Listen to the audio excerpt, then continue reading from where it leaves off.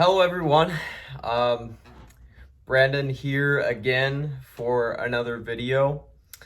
And in today's video, I think the main thing I want to do, I might cover a number of different things, but the main thing I want to do first off is kind of give you guys some motivation for pursuing really lofty spiritual goals, which maybe some of you feel are unobtainable or going to be really difficult, or you're not sure if putting in all the work is worth it.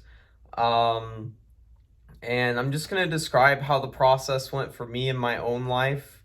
I've been on the spiritual path for almost 8 years now, and it's been a wild ride. And it's added value and a dimensionality to my life. As far when I say dimensionality, I basically mean so many different ways of kind of viewing all of my experience, my life, my waking moment to moment consciousness. It's got so much more kind of nuance and complexity and subtle elements to it, which are really beautiful. When I say dimensionality, I'm not talking about necessarily alternate dimensions and stuff like some machine elf DMT trip. I mean, you can get that, and I've had some experiences like that, but really a lot of those experiences, as fun as they are and as much as people desire stuff like that, they are kind of distractions from the ultimate goal. But if you have something which I call a distraction like that, as like a strong desire in your mind, my advice is that you actually follow that desire, fulfill it, and then see that there are higher things to go for, rather than just shooting for the higher things right away. I think it's really important to satisfy your urges. Because a lot of people can say, oh, well, you should be, meditating all day or something in some stoic position, staring at a wall, and, that's the path to enlightenment. And actually, the truth is, it can be way more fun than that. And, you don't have to kind of be some like dictator to yourself and like, kind of emotionally traumatize your personality, kind of part of your being, just to get here to higher realizations. It's unnecessary for a lot of people, and actually probably keeps a lot of people in the modern day from getting the highest results they can. But anyway, so the first part and thing I want to cover is like, is this worth it, and motivation. And from my direct experience, I can say nothing else in the world would be as worth it as this path. And the only things that would make it not worth it, in my opinion, would be if you permanently harmed yourself in a physical way. That's really probably the only thing that I would say would make it not worth it. So it's really important to make a resolution to yourself early on the path, and potentially regularly at times on the path, that you are dedicated to never harming yourself physically, and that you're gonna push yourself, and maybe push yourself is the wrong way of saying this. I'll talk about that later on, I think. But you want to keep moving forward until you reach the full goal, until you reach the full liberation, full enlightenment, whatever you think that is. And ultimately, you're going to see that is way higher than anything you could have imagined. But at some point, you'll reach that step where you feel like, wow, this is like everything I ever thought it could be plus more. And then you need to keep going still, because there's still probably a lot more to go. from that place where you feel completion. And you'll probably sense that after some time. It might take only a month or something, and you're like, okay, well, that wasn't the whole thing. There's more, and I can feel it. But yeah, is this path worth it? I mean, just to describe my moment to moment experience and just let you see if this sounds like something cool to you. I don't experience gravity anymore. As odd as that sounds. On a very physical, relative, scientific level, yeah, I still experience gravity. Yes, things still fall down. What I mean by not experiencing gravity is that my relationship to the sensations, which are actually on the bottom of whatever I am, and the body mind at the time. For right now, it's the bottom of my, legs and butt and a little bit of my feet, on the couch and floor.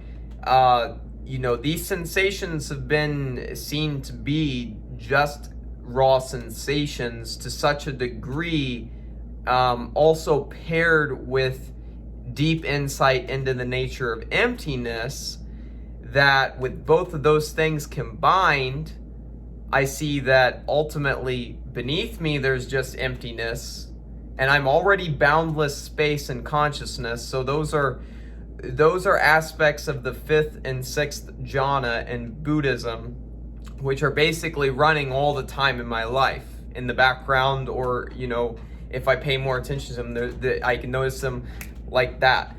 So basically, imagine you don't experience gravity pulling you down. You're literally floating all the time. And it's not just you, everything floats where it is. And I'm not saying that you get to this specific state.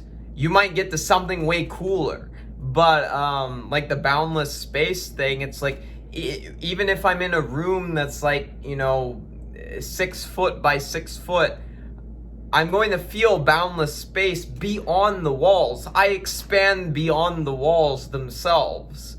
And the space not only expands beyond the walls, but the consciousness expands beyond the walls with no end and no boundaries. And I'm feeling this at all times, essentially.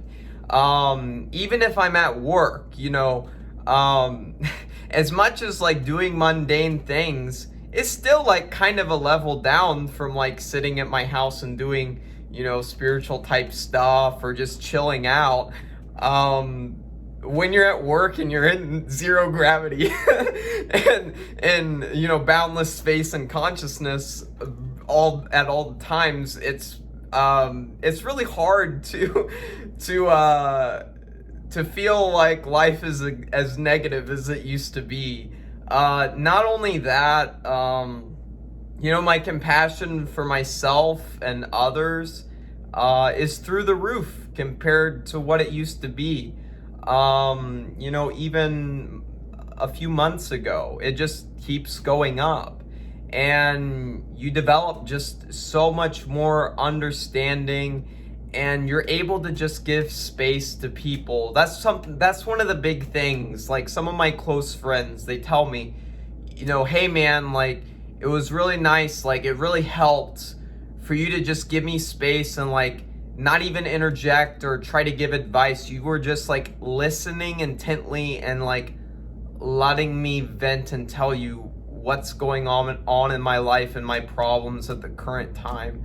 That's something that's really hard to do to such an extent when you've got your ego more involved in the past, and you don't have that loving kindness, they call it metta, as more of an aspect of your being. And of course this is gonna benefit you in ways too, but it's really awesome to see the way that your interactions can benefit other people. You walking into a McDonald's can change the days of multiple people. there can be people having an argument, and you just say one small thing to one of the people, and it kind of resolves the whole situation in a really, funny way or something. Like, it's really odd to see the impact that you have when you are at higher baseline states of consciousness, which you have changed from not only understanding to experience, which is temporary, but to realization, which is locked in and permanent. And that's the type of awakening that I'm talking about, is the locked in permanent states. Of course, we can take psychedelics or be at some meditative peak high like the jhanas and stuff like that, and that's beautiful and that's great and that's awesome and that's progress many times. But if you haven't locked it in permanently, you're really missing a big part of the equation. But I'm here to tell you that you can do it. You can do it. At least for many of you. I'm not here gonna say that every single person on planet Earth right now can become, quote unquote, fully enlightened in the Eastern sense, under strict definitions, in those traditions. But what I'm here to say is, well, yeah, everyone can move a whole lot of distance up towards that. But even more so, many people who are watching content like this right now, if you're on YouTube watching content about enlightenment and stuff, it's probably true that if you do the right steps in your life and you make the right decisions and you find that these higher values such as truth, enlightenment, God, love, and things even, in a sense beyond those, which is a hairy topic for me to get into, so I'm not going to do that right now. But when you gain these higher values and you start to pursue them and go after them much of your life, you'll find that many people can do this. You can go all the way, and it's not as unattainable as a lot of people are out there saying. And I'm just speaking from my direct experience. Am I claiming to be fully enlightened right now? No.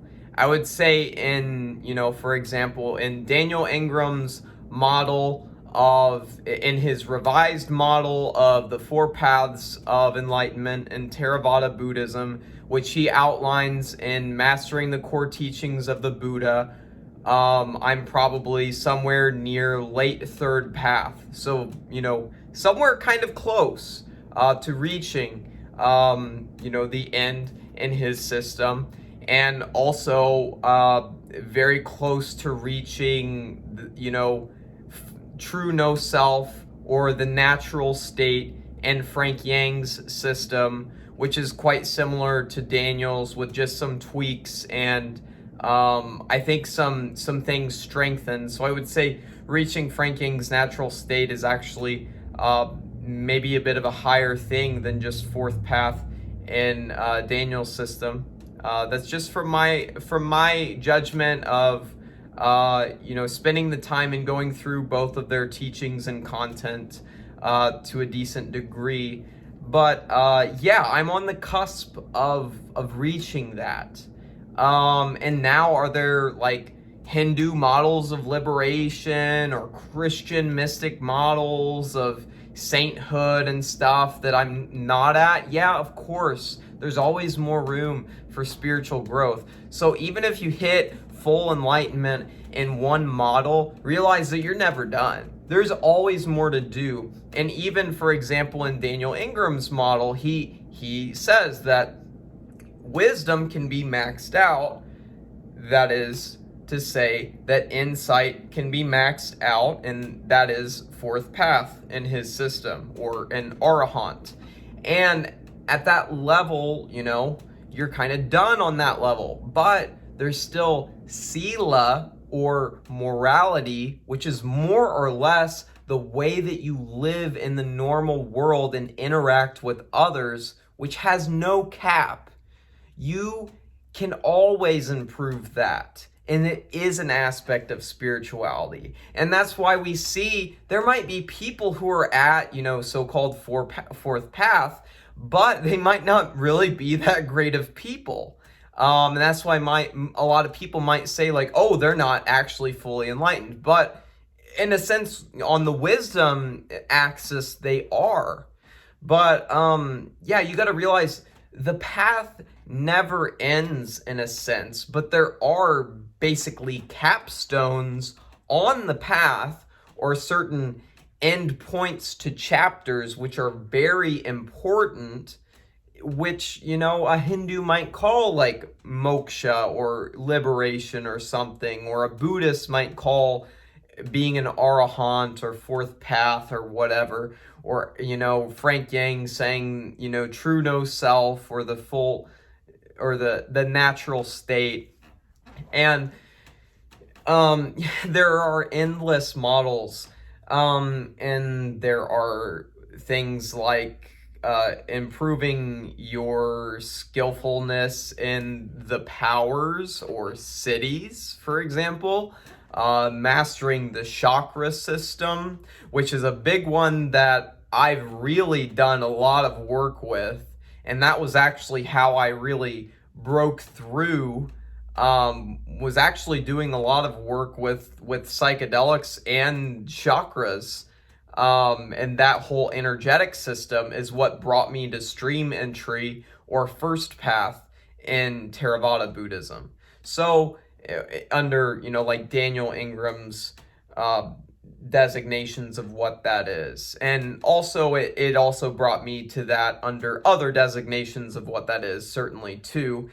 By this point, is Brandon Rowe at stream entry, or about, at least at stream entry, is a moot point. And I will just tell you that myself. If I'm higher than that, yeah, we can debate some.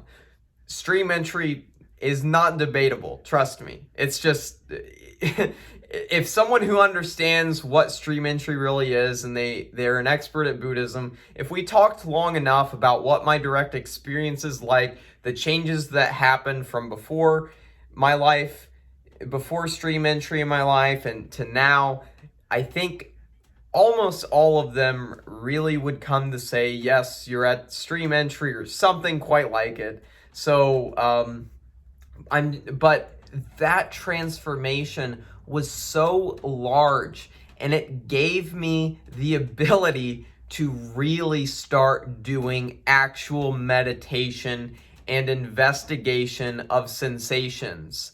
And that investigation of sensations and Vipassana meditation specifically is what led me to become more and more and more and more adept at overcoming suffering. Not overcoming it necessarily, but seeing the nature of sensations to such a degree that when I have sensations which I used to categorize as suffering, and many of you out there probably still do categorize as suffering, I can see them with such an understanding that, and something really deeper than understanding, just insight itself, wisdom, that they are completely tolerable and even sometimes pleasant. Sometimes I welcome quote unquote negative sensations because it's almost like an old friend or something that I haven't seen in a while. It's really odd. It's really odd what capabilities you truly have. And I'm talking about capabilities that exist for you in a permanent, locked-in way. And not only do these help you in a permanent, locked-in way, if you're one of the people who really like psychedelics and the ultra peak experiences, I've got news for you. You do not have your own full capabilities to use psychedelics if you've not reached cessations. And probably the more cessations you have and the further you go up these paths, I would say yes, definitely. The further, from my direct experience, the further you go up these paths that I'm describing, these permanent shifts, when you move up them, your ability to use psychedelics and how they operate in your neurochemistry, in your brain, which, some it goes up exponentially. So if you're one of the people who's all about temporary experiences and max psychedelic power and all this stuff, I'm telling you, cessations will enhance all of that like crazy. But beyond all of this, we're talking about, is this path worth it? I really just can't stress enough how much it's been worth it for me. And it was a struggle. There aren't many people out there who have risked their lives on the spiritual path as much as I have right now, today. It's quite rare, honestly, for people to be risking their lives for this work to the degree I've been doing it. And you don't have to do it that way. I'm not saying that's a necessity. I'm just saying that's the territory we're talking about in context of my life. I've been to psych wards, 15 times or something on this whole journey. And it became increasingly more so once I started to get closer and closer to stream entry and all that stuff, and even a few after stream entry. And then now I'm finally in a place where I've reached the stability. The depression is like, ooh, we're starting to get this boy handled pretty well. And I mean, for me right now, at least, we'll see how long it lasts. It could always change. I'm open to that. At the end of the day, even if it changes, I know that it can be dealt with in a healthy way and overcome even more later on. It's just a process of mastery. And this is all saying it from a person with bipolar disorder, generalized anxiety disorder, and ADHD, clinically diagnosed. I also have PTSD, which has not been clinically diagnosed, but I know enough about psychology. It's probably the case. And I might even have other stuff. I don't know. I mean, there are certain things that might apply, like seasonal affective disorder. I mean, that definitely was happening with my bipolar disorder in the past. So I had a lot of stuff going on psychologically, genetically, neurochemically, probably spiritually, energetically at different levels. And I fought through all of that shit and got to a point where I'm mastering it, and it's possible. And I really think a lot of you guys out there, if you dedicate yourselves to this path, you can do it too. And that's my message, is you can do it too. I really do believe a lot of you out there can. A lot of you out there do have the right conditions of existence, or I would say basically karma, to be able to realize this in one lifetime. Maybe it takes you longer than 8 years. Maybe it's less. Frank Yang went from basically 0 to a 100 in 5 years. Now, he was meditating, I mean, a lot of the time, roughly like 3 hours a day and stuff. And he went to some intense retreats and stuff. I never went to a meditation retreat. I went mainly the psychedelic route for a long time. I did have a decent basis of meditation practice at the beginning.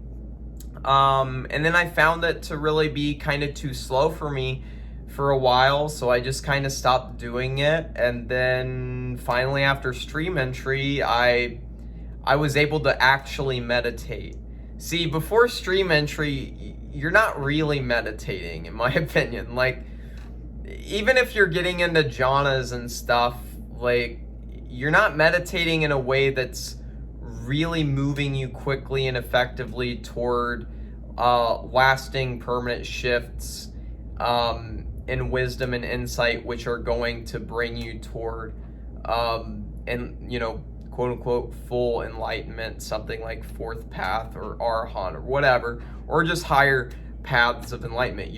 Before stream entry, you're really limited in what you can do. So basically the goal before stream entry, if you want, quote unquote, enlightenment or liberation, is to basically hit stream entry. That's what your goal should be. You don't really worry about too much else.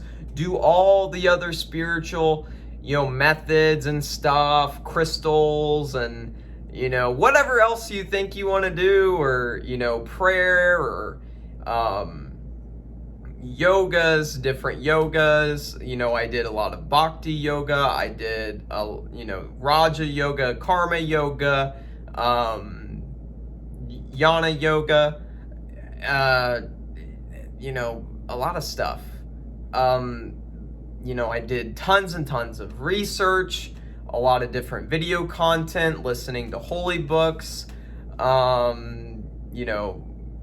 reading different stuff like this. There was a lot involved in the journey, but I'm just telling you, and connecting with entities, spirits, gods, deities, devils, whatever, aliens, everything you could imagine, and probably more things than you can imagine I've done on this journey. And there are a lot of different places to look for golden gems and stuff that are going to help you move forward, to basically get you to the point where you can hit stream entry, and then you can really start rapidly ramping up progress, and you've essentially locked in the movement to where you want to go, where you don't really fall backwards after stream entry. That's one of the important things, is you've locked in something very important, and it's going to carry you along to some degree, whether you want it or not. And eventually, if you want it and you're doing the work with it and it's carrying you along, you're going to move forward incredibly fast, or at least you have the capability to, for most people. So a lot of that basically covers, why should I seek enlightenment? Is it worth it? And just giving some motivation for it. Trying to think of what else I might add to this video. Of course, if you guys have any questions for me specifically, put them down in the comments section. Also, I'll put in the description my phone number to send me a text message on WhatsApp, and my Skype username, so you can contact me on there. If you'd like to do a video call or voice call or anything like that to ask questions or get kind of one-on-one coaching with me, that's something that I do now for free. I've taken the Bodhisattva vow, very seriously, and made that vow at certain times where I was, in very high consciousness states and very dedicated. Now on the Bodhisattva stuff, it's not necessarily saying that I'm like holding back my enlightenment in this life. It's more like I'm basically going to the highest level I can get to in this life, and basically on the way there, I'm trying to teach everyone I can, at basically a realistic level, whoever I can reach with the time and resources I have available to me. I'm trying to do this stuff. So, feel free to reach out. It's, the invitation is open to you right now. If you see this video a couple years from now, it's probably still open. So, just reach out. And, the worst that can happen is, you get to talk to me, and I give you more details on my own journey and some suggestions on, what might help you where you're at.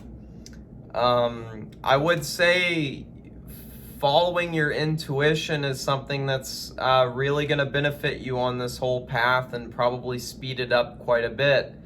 A lot of the conventional spiritual advice is going to be against your intuition. So listen to your intuition above the conventional spiritual advice most of the time is probably beneficial. At the very beginning, it might be better to follow some of the guidance of a teacher or some spiritual master or something, just to build a good foundation, such as, you know, how to do your meditation practice and stuff. But at certain levels, you're going to have to transcend all of that and really learn how to do things yourself and do things with the Tao. Do things in more of a sort of spontaneous and authentic way. And from my direct experience, that has produced much greater results than following some formula or technique that, you know, to the T, exactly how some, you know, enlightened person or spiritual teacher gave it to me. A lot of this is, I've created my own techniques for myself, and they work very well compared to other shit. So, yeah, I think that's pretty good for this video. Hope you guys enjoyed it. Give it a like if you did enjoy it, and go ahead and subscribe and hit that nice little notification bell to see more of my content, because I'll be releasing a lot more about similar things, trying to get to spiritual enlightenment and giving advice for you guys about how to do that. As well as a host of a bunch of other spiritual topics. I'm talking about things like magic, things like contacting deities, you know, all kinds of things are going to be on the table that you're not going to find in a lot of other normal YouTube spiritual channels. I have kind of pioneered some certain techniques and stuff myself, or at least put spins on existing techniques that I've not heard uttered elsewhere. And I've also had a lot of unique insights and things that I really do want to describe one day. One of those being absolute divinity, which I think might be the peak to really go for, even beyond enlightenment or liberation. So, and there are a lot of people who do see, quote unquote, full enlightenment or liberation as really just a stepping stone to something way grander. So stay tuned, and I hope to see you guys in more videos. And I hope to see you in the comments section, because I love when I get interaction, and I love to help out answering questions and things like that. That's what I'm here for. So thanks for watching. Have a good one, guys.